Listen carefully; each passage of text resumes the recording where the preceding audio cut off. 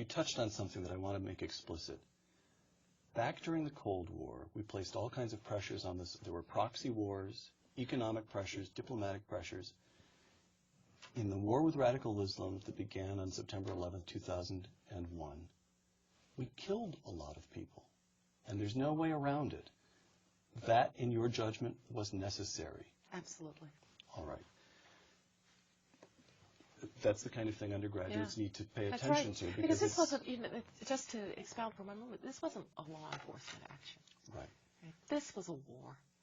I actually had this discussion with my undergraduates a couple of weeks ago in class, and we talked about the war terminology. I think we can safely say you're the only former Secretary of State now teaching undergraduates. Go ahead. I said to them, I said, why the war? And they said, well, was it a metaphor? I said, no. I said, did you think about what they did? They went after the financial center of the country.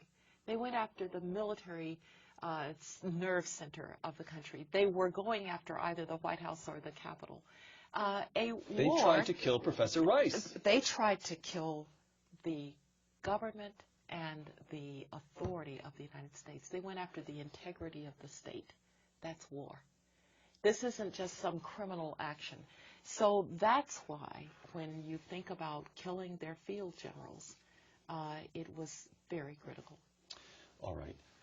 Why was President Obama's decision bold? Part of this has to do with Pakistan, doesn't it? Some of it has to do with Pakistan, and also I'm quite sure that they were telling him, well, there's a, pick a number, 50%, 60% chance that he's there. There's a chance that this could go the way of the rescue effort in Iran, which went so badly.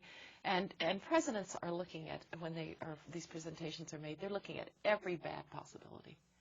And yet he said, let's do it. That's what presidents should do. All right. And now this point you make, I felt vindication for putting into place many of the tools that led to that day.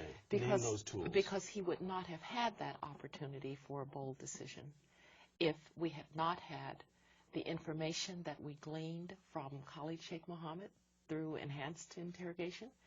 He would not have had the drones that were able to establish the whereabouts. He would not have had the intelligence network, and he would not have had the military and intelligence cooperation so thoroughly and completely integrated in the way that they were without the decisions that George W. Bush took in 2001. All right. Former Attorney General Michael Mukasey, your colleague on the Bush cabinet, writing in the Wall Street Journal shortly after the raid that killed bin Laden, quote, "But policies put in place by the very administration that presided over this splendid success, that is the Obama administration, promise fewer such successes in the future," close quote.